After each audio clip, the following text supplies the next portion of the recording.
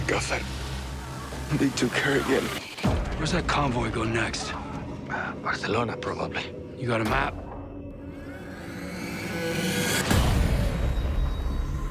Daryl's character has a big change, really mid-season, where he becomes finally fully engaged in the Justina and Roberto story, which Carol has been engaged in earlier, and they've been at odds a bit about that. We see it really hit full throttle in episode 5 in Limbo.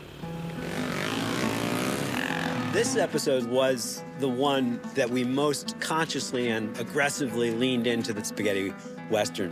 When he goes looking for Justina, you know, Carol's back in Soledad, but he's moving on, going through the desert. I think that was primo spaghetti Western kind of. Spain helps us a lot. This is where they've done all the Western before.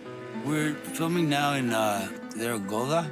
This is the first time that I'm shooting here, and I had no idea that we had such a beautiful desert so close to Madrid. Quiero esa moto. I was hoping this was gonna happen. To ride motorcycles up here in the mountains it's like a dream. No one is not only a great rider, he knows the show like nobody else knows the show. He comes to the locations like, oh, this is so great, let me use this, let me use that. So it's like having fun, like two little children having fun together.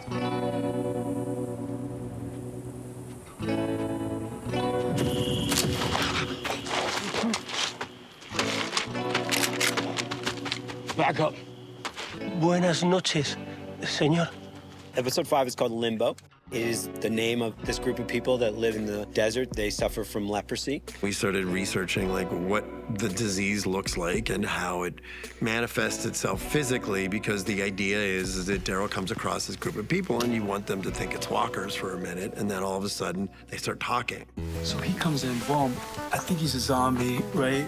Puts his hands up, the hands go down, then the rest of them come in with weapons. So does this go back up again? Oh, interesting. And then you reveal it's a leper colony. They're called limbos partially because they're kind of between living and dead, because they're not perceived as fully acceptable in human society. And they're sometimes sort of treated almost as if they were walkers, but they're not walkers. They're just humans with a disease. Their town in the National Monument of Belchite, which from the Spanish Civil War is a town that was bombed mercilessly. And it's visually kind of stunning. There are these churches in the town that are just like fantastic. Only the ceilings are bombed out and they're sort of relics. Still, it retains an enormous amount of beauty.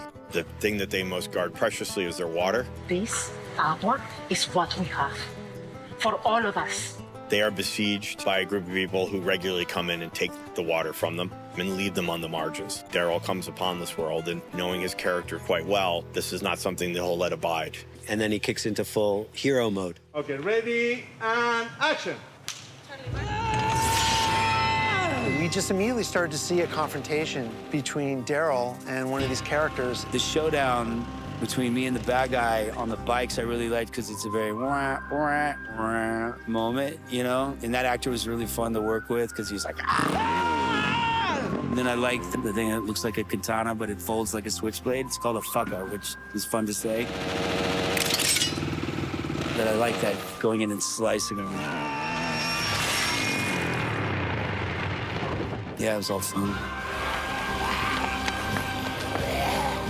And I, in the back of my head, had an idea about zombies pulling a train through the desert. I thought, A, that's awesome, and B, I don't know if we can do that.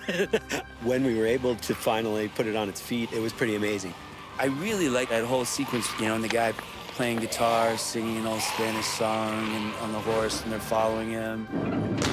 It was one of the most exciting sequences we've done. We have high falls, we have people being, you know, knocked off by Daryl, all the while surrounded by walkers. I also will say it required an incredible amount of work. We got an actual real old train. We had to find tracks in the desert that we could get it to, that we could get walkers on, that we could safely have actors. 3, 2, 1, action! Watch your head! So it took a tremendous amount of team effort and preparation to actually get us there. Crazy day, doing crazy action. It was perfect. And I love that guy that I end up drowning in the bathtub.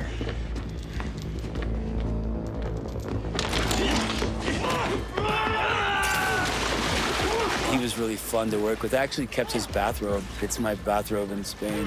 But everyone's like, when you throw it away, it's filthy. And I'm like, it's just makeup. It's not really dirt. But yeah, that whole sequence was great. It felt like outlaw Josie Wales, you know, Mad Max sort of Western. It was really fun. I think it's everybody's favorite episode. It's just a really lovely parable in the middle of our story that is kind of a Western tale that's kind of truest to the Sergio Leone homage. So it had a lot of things coming together that felt really indigenous to this place. So Limbo reflects that story very specifically. Limbo also is relevant to the Roberto side of it, the Carol side of it. El alma de Roberto está atrapada entre la esperanza y la desesperación. Entre querer vivir y querer rendirse. Es como estar en un limbo. And they're hoping they're going to be able to get him out of it, but they can't, and they're struggling to pull him back to life. Gracias, Señor, por cuidar de mi hijo y hacer que se recupere. Por favor, ayuda a Daryl a encontrar a Justina y hacer que la traiga de vuelta a casa.